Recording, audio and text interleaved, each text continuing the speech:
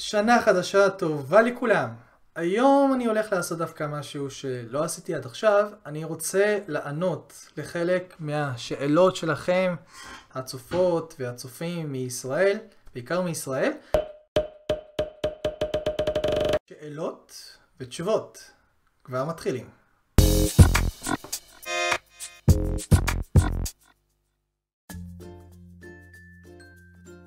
אז לא, אף צד מההורים שלי אינם ישראלים, כלומר אני קוריאני טהור, 100% made in Korea.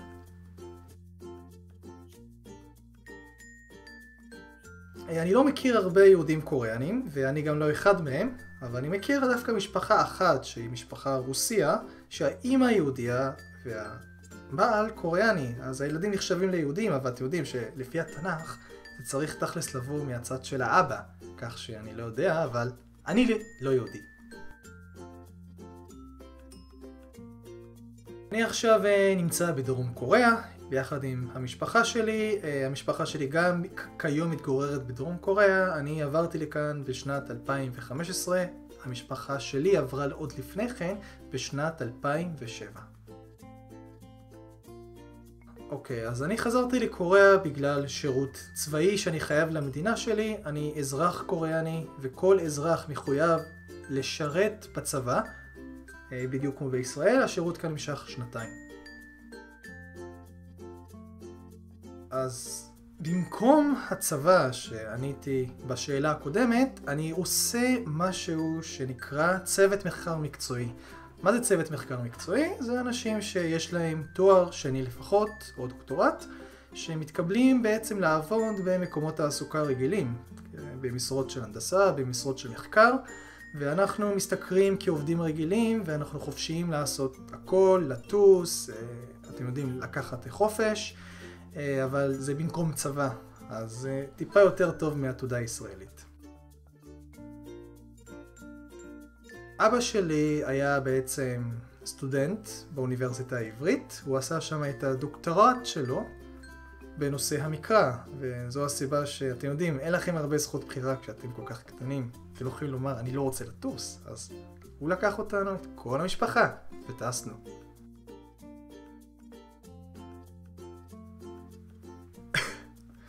טוב, תקשיבו, זו שאלה מעניינת, מאחר ואני לא יודע איך להגדיר את זה. מצד אחד, בדם אני קוריאני, אבל מצד שני, בגלל שלא גדלתי בקוריאה, ובגלל שאני לא מכיר את התרבות הקוריאנית, ובגלל שאין לי את הראש הקוריאני, כי לא קיבלתי חינוך קוריאני, אז בין אם זה בשיחה עם אנשים, בחברה, בעבודה, בחברותה עם חברים, זה פשוט נראה שאני כנראה קוריאני מזויף. אני כן חושב ומתנהג יותר כמו ישראלי מאשר קוריאני, אז אני כן הייתי אומר שאני גם וגם, גם וגם. אין לי בעיה לחלוק את הגיל, אני בן 28, בדצמבר 2016, עוד לפני פחות מחודש חגגתי את יום הולדת ה-28 שלי. דבר מעניין שבקוריאה אני כבר בן 30. עכשיו תשאלו אותי, איך אתה בן 30? והסיבה היא מאוד פשוטה. אנחנו באסיה סופרים שנה בעת הלידה. אתם יודעים, זה מאוד הגיוני, לוגית, כי התינוק חי בזמן שהוא בבטן של האמא. ואנחנו גם סופרים שנה נוספת, לא בתאריך של היום הולדת, אלא בשנה החדשה. אז היום זה שנה חדשה, כלומר, אני בן 30. אז הבנתם גם שכנראה כשנולדתי, אז תוך פחות מחודש, כשהייתי בישראל בן 0, אז בקוריאה כבר הייתי בן 2. סליחה, בן 2. לא, אין לי פייסבוק, אף פעם לא חשבתי לעשות פייסבוק, ואין לי גם מחשבה לפתוח פייסבוק. אני לא כל כך מכיר את הייצור הזה, אני יודע שאנשים משתמשים בזה, אבל אני אמצא כעת פה איתכם ביוטיוב. שאלה מעניינת.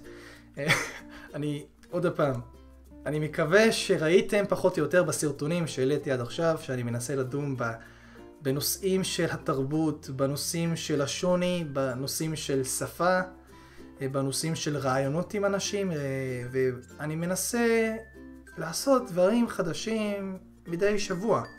אז זה לא שאני הולך עם איזשהו משהו על הראש, שאני אומר, אוקיי, עוד שנה אני אעשה את זה ואת זה, זה פשוט רעיונות שבאים ברגע והולכים ממך. כמו למשל, קיבלתי לאחרונה גופרו, ואתה פשוט נוסע לך ברכב, ואתה אומר, אוקיי, אני אצלם פה ושם, אני אקח את הגופרו שלי, כן, ראיתי את כל הסרטונים שפשוט העליתי במכה, הצילומים עם הגופרו על הסביבה הקוריאנית כאן. אני חושב שאני אסיים כאן, אני מקווה שעניתי לחלק מהשאלות שלכם. בבקשה, תפסיקו לשאול את אותם השאלות. אני מבקש, אם מישהו יכול לצפות לפני השאלה, אולי מישהו אחר כבר שאל את השאלה ועניתי. והאמת היא שלרוב השאלות שאפילו עניתי כאן, כבר עניתי, אבל אני עושה את הסרטון הזה רק בשבילכם. אז יש לנו שנה חדשה, שנה מלאת אתגרים, שנה מלאת תהפוכות, מה שלא תהיה, אני מאחל לכם שנה טובה, מתוקה, ושתצליחו לעשות ולהגשים את משאלותיכם. באהבה מדוריה.